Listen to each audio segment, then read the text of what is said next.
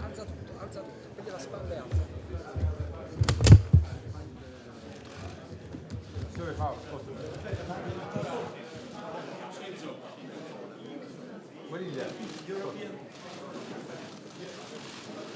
Quel dito. Wait. Miss two.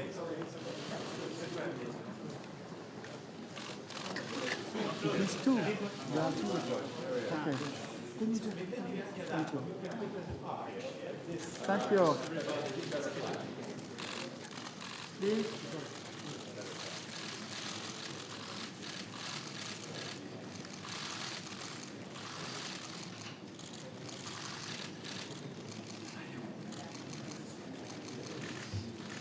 Bravo. Good. Thank you.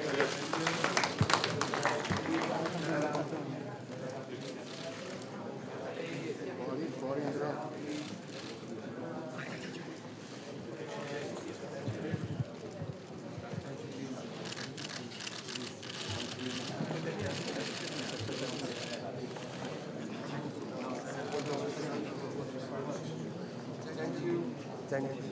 Guarda che li passo avanti. Ok.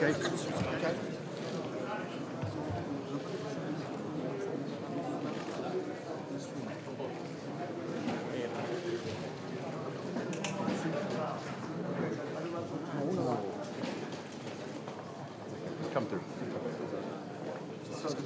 She's with me.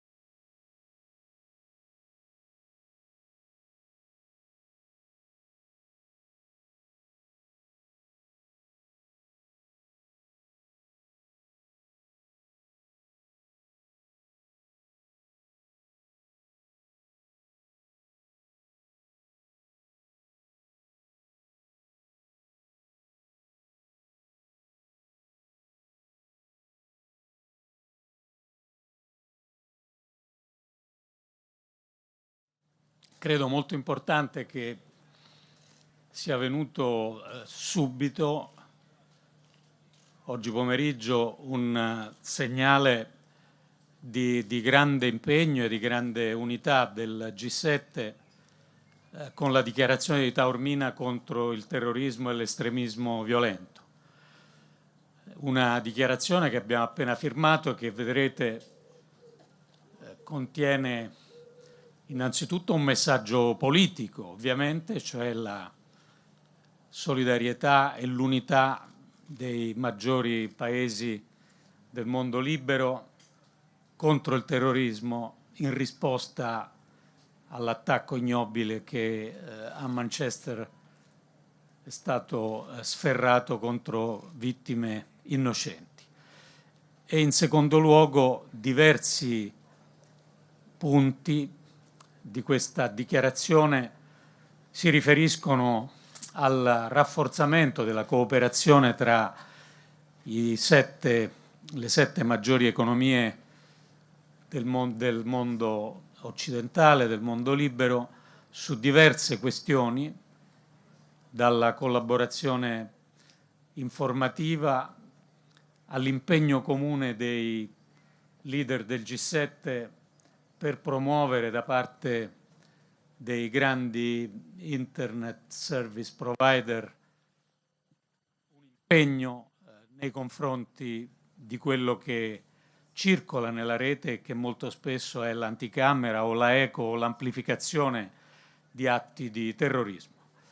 In generale mi pare che la bellezza di Taormina e il significato simbolico di un G7 qui in Sicilia, in mezzo al Mediterraneo, di fronte all'Africa, abbia esercitato anche un ruolo positivo tra i leader, non solo perché c'è un'atmosfera di discussione, come si dice, molto diretta e sincera, ma anche perché questa discussione si traduce in punti di convergenza su tutte le questioni che abbiamo affrontato, sulle maggiori questioni che abbiamo affrontato oggi, dalla crisi siriana alla crisi libica, alla Corea del Nord, e ai grandi temi del commercio internazionale, su cui pure si sta ancora lavorando dal punto di vista della stesura del comunicato finale, ma mi pare che la discussione diretta di oggi abbia individuato punti in comune su cui si può lavorare.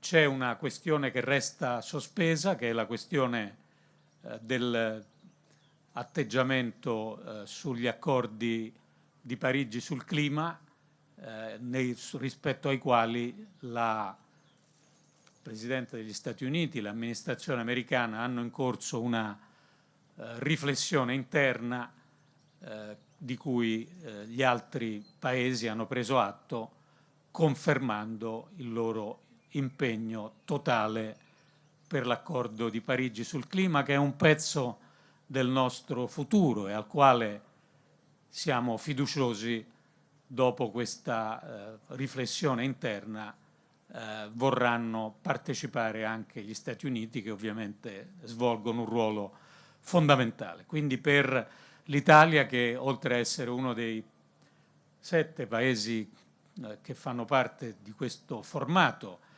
è anche il paese organizzatore che ha la presidenza, la soddisfazione, io credo, del fatto che una discussione certamente libera, certamente, come si dice, aperta, produce convergenze e risultati molto positivi e lascia un punto su cui noi abbiamo confermato il nostro impegno e la nostra determinazione, e gli Stati Uniti hanno confermato di avere in corso una riflessione rispetto alla quale prenderanno le loro decisioni, che noi ci auguriamo positive, nei prossimi giorni e nelle prossime settimane.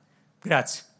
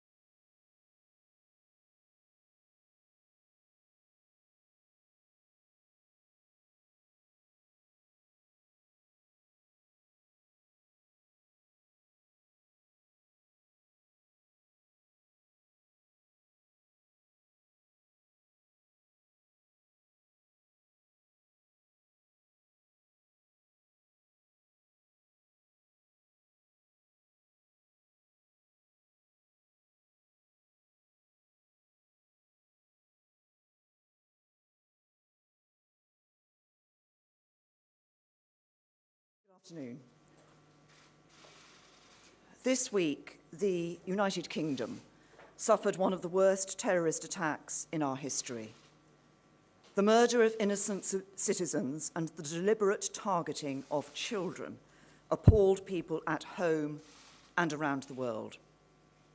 Today, G7 leaders have joined Britain in condemning this barbaric act of violence. It is at moments such as this that we are reminded of the fundamental importance of this unique group of nations and the unity that our membership affords. Because the threat of terror is one that all our countries face.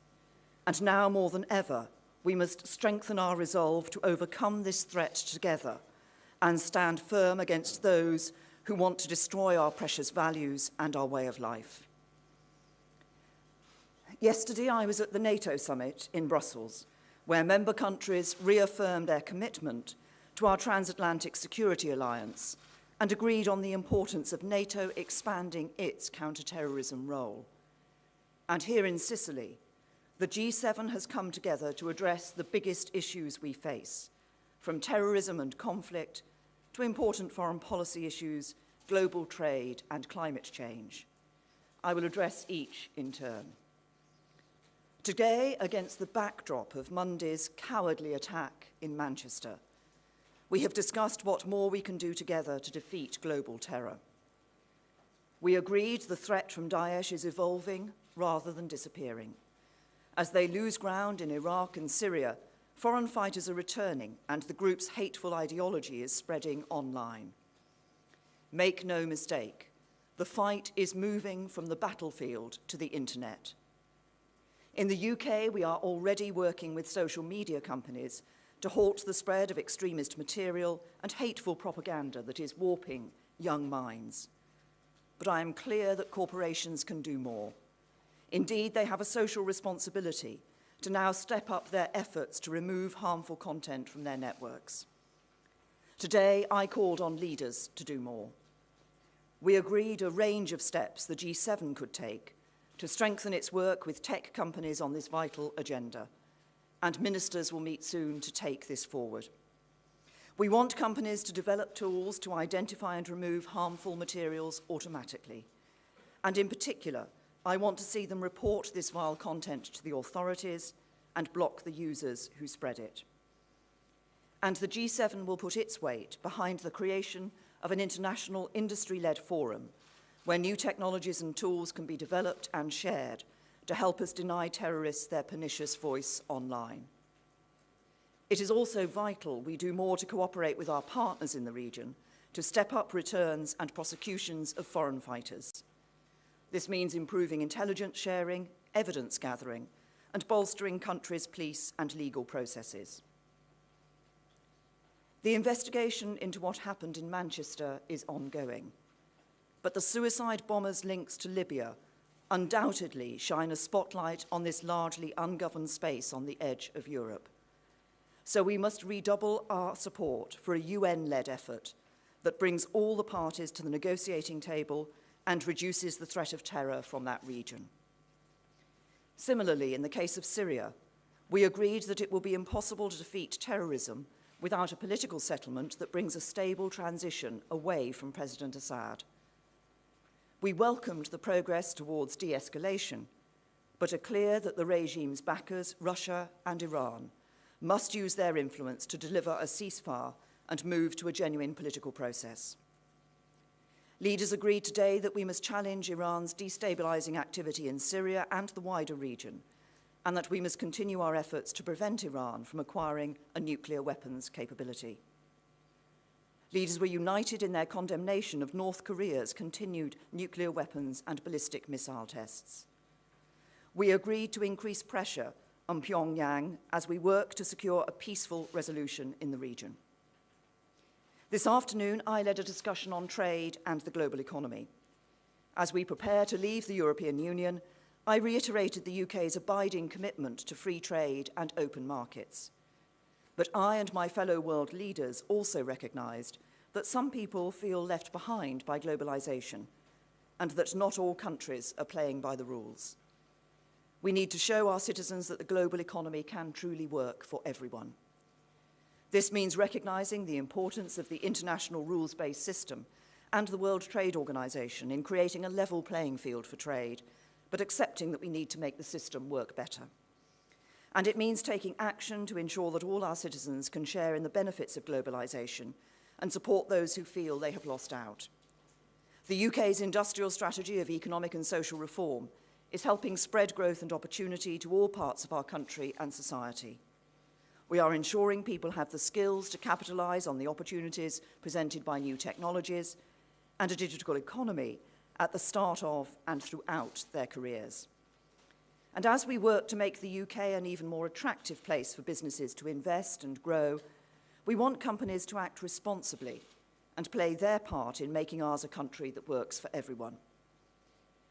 We had a productive discussion today about the importance of global action against climate change to safeguard the prosperity and security of future generations. The UK remains committed to this agenda. We will keep energy affordable and maintain a secure and reliable supply in order to protect the interests of businesses and consumers. Clearly, the global challenges we face today are more urgent than ever before. When it comes to the fight against terrorism, we can only defeat this evil together with determined and coordinated action. As the G7, we stand united today in our commitment to uphold the values we share and create a safe, secure, and prosperous future for all our citizens. Thank you. Now, take some questions. John. Thank you very much. Prime Minister, leaders have agreed to do more and to do more together to fight terrorism. Can you say that you have done enough to provide funds, powers and police numbers when you consider the Manchester bomber was known to the authorities? And if I may, what do you say to those who argue that British military operations abroad have increased the risk of terrorism at home?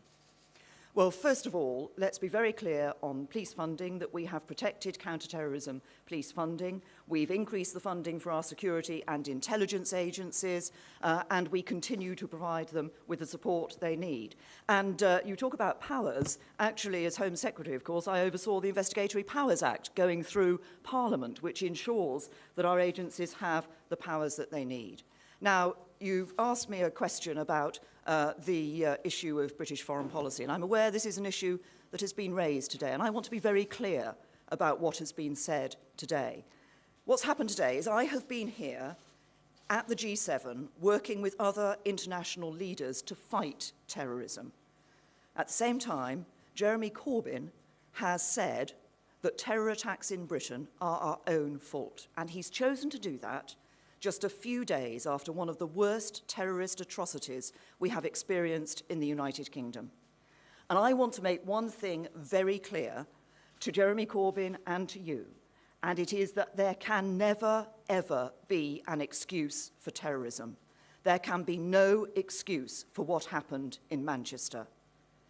And I think that the choice that people face at the general election has just become starker. It's a choice between me working constantly to protect the national interest and to protect our security, and Jeremy Corbyn, who frankly isn't up to the job. Jason.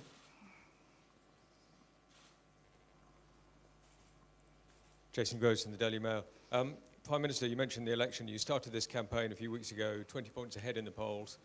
You're now apparently 5 points ahead in the polls. What's gone wrong with your campaign, and what are you going to do in the next fortnight to put it right? The only poll that counts, Jason, when it comes to elections is the poll that takes place on election day. And I will continue to be out campaigning across the country. Obviously, you will recognise that we suspended campaigning for a period following the terrible attack that took place in Manchester in respect for those who sadly lost their lives and those who were injured in that terrible attack. But I will be out for the rest of the campaign across the country and pointing out several things to people. First of all, that there is this clear choice between myself and me and my team, the strong and stable leadership and the strong and stable government that we will show and will provide for the country, working in the national interest, getting the best possible deal out of Brexit, or Jeremy Corbyn and a coalition of chaos propped up by the Lib Dems and the SNP. And this issue of the Brexit negotiations matters because the European Union wants them to start just 11 days after the election. So we have to have a government that knows what its approach is going to be and that has the strong hand to take into that negotiating process to get the best possible deal. And you refer to the polls, and of course, if you look at the figures that were in the House of Commons before it was dissolved, the loss of just 6 seats would mean that my government would lose its majority. So when people go to the polls, they have a very stark choice. Strong and stable leadership under me and my team, getting the best deal for Britain from Brexit, or a coalition of chaos under Jeremy Corbyn, failing to protect our national security. George? George Parker from the Financial Times. You had a meeting this morning with President Macron. I just wondered whether he was someone you felt you could do business with on the question of Brexit. And specifically, you were talking to him about the possibility of running simultaneous discussions on the divorce proceedings and also the future trade arrangement. Did he give any ground on that issue? Well, I had a very good and productive discussion, constructive discussion with President Macron. The relationship that the United Kingdom has with France is an important one for us. We have very clear cooperation on a whole range of areas, including on our security and on defence matters. And as regards Brexit, I'm very clear and I remain clear that we have, under the treaty, up to 2 years to negotiate withdrawal and the future relationship. And when we leave the European Union, it's important that we know not just the withdrawal terms, but also what that future relationship will be, which of course will cover trade. We want a comprehensive free trade agreement, but also cover cooperation in other areas as well. Beth. Thank you. Beth Rigby, Sky News. Prime Minister, your Defence Secretary said last year that 400 foreign fighter extremists had returned to the UK since 2014. You've been Home Secretary, you were Home Secretary for 6 of the past 7 years. You could have potentially tackled this years ago. Were you thwarted by David Cameron, or did you drop the ball? Well, yes, it is the case that we believe that a number of foreign fighters those who went to Syria have returned to the UK. It's very clear we actually took some extra powers in legislation when I was Home Secretary to manage the return of individuals, and those are looked at on a case-by-case basis.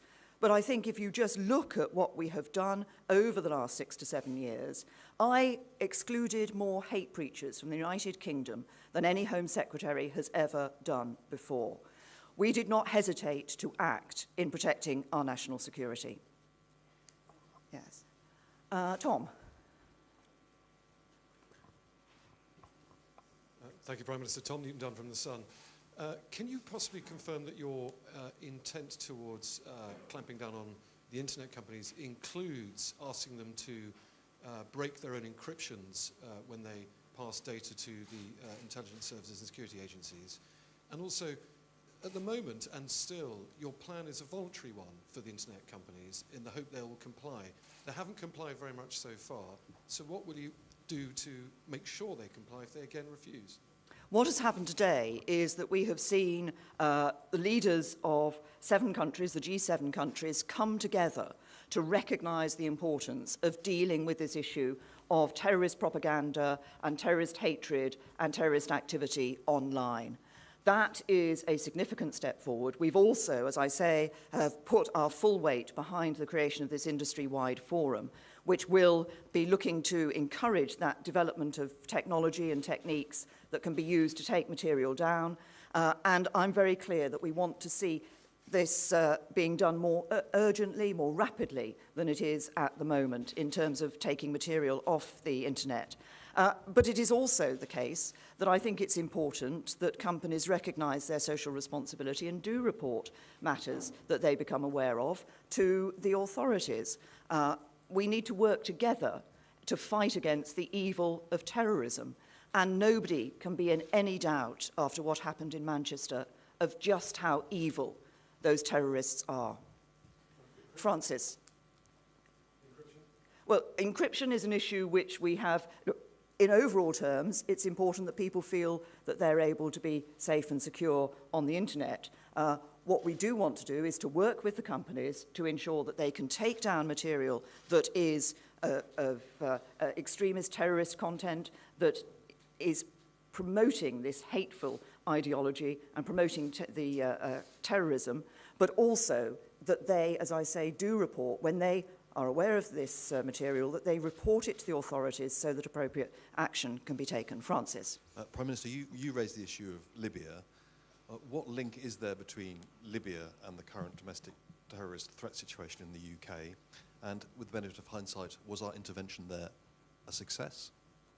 The question of what's happened in relation to the investigation, obviously certain information has been made public about the links that the individual who perpetrated this attack had with Libya. Obviously, this is an ongoing investigation. What we discussed today, though, was the wider issue of how we ensure that we have within Libya the stability that we all want to see. Libya is a country that is important not just in relation to these matters, but also, as you'll be aware, in relation to migration of people through trying to reach Europe.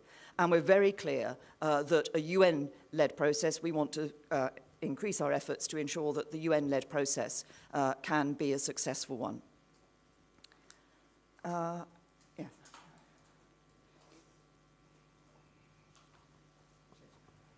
Thank you, Prime Minister. Jack Blanchard from the Daily Mirror. If I can just take you back to police funding, as you say, you've protected counter-terrorism funding and you've increased money for security services, but you have also overseen the removal of around 20,000 police officer jobs, and the Police Federation have said themselves that the reason we now have army on the streets of Britain for the first time in such a long time is because they no longer have the resources to do the job. Now, don't you bear some responsibility for that? No, the plan to ensure that there was military support available to the police was one that is a well-prepared plan. It was developed a while ago. It was done so that at a time when we go to critical in our threat level, which of course is determined independently by the Joint Terrorism Analysis Centre, that extra support could be made available. And that is exactly what has happened. Can I just ask, do I have Emanuele Riccardi? Yes.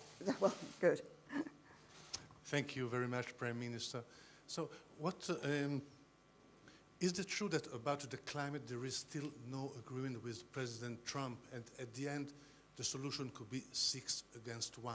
Thank you. No.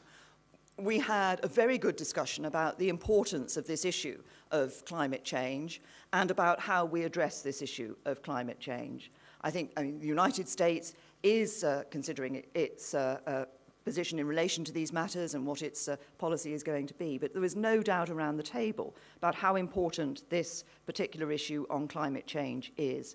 And we were all very clear about that and about the role that the Paris Agreement plays in that. I'll take a couple more. Yes. Thank you. Anish Kristana from The Guardian. Prime Minister, you talk about the difference between yourself and Jeremy Corbyn, so I want to just ask you a domestic issue. Earlier this week, the Daily Telegraph said your social care plans were in chaos and many pensioners had been left in confusion. Prime Minister, will you reassure those pensioners by telling them before the election what level you will set the social care cap at, and also who it is who will be losing their winter fuel allowance? Well, let's be very clear about what we have done in our manifesto in relation to social care matters. We face as a country a very significant challenge in the fact that we do have an ageing society. The figure, which I suspect, Anushka, you may have heard me use before, is that in just a decade we will have 2 million more people aged over 75. Now, unless we address the long-term sustainability of our social care system, the system will collapse. So I want to ensure that people have the confidence of knowing that they will have the care that they need and the dignity in their old age. And that's why we have put together, brought this social care package forward. And it is a social care package, which means that nobody will have to sell their house in their lifetime. They will be able to ensure that they don't see their savings being virtually wiped out, and they will have money to pass on to their children. And there will be a cap set on the overall amount of money that they spend on social care. What's important about this is that it is a plan which ensures long-term sustainability in the system, because without that, the system will simply collapse. So I'll take a couple more questions. Yes. Prime Minister, Tim Ross from Bloomberg. In any relationship, particularly a special one, if one partner messes up, it's usually a good idea to apologise. Did Donald Trump say sorry to you for the leaks on intelligence when you met yesterday or today? And would you continue to describe the transatlantic relationship as a special one?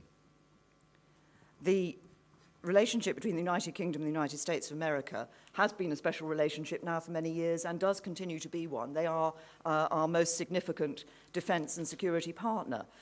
Yes, I did raise the issue of leaks of information that have been shared by the police with the FBI with President Trump. He has made clear that that was unacceptable. The Metropolitan Police have, as I understand it, received assurances from the FBI and are now have restarted the process of sharing information with them. I'll take one last question.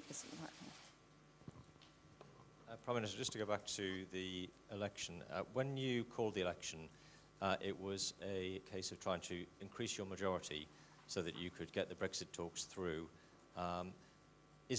Given the latest polls are now down to 5% in your favour, has this now just turned into a fight just to stay in power and keep your job?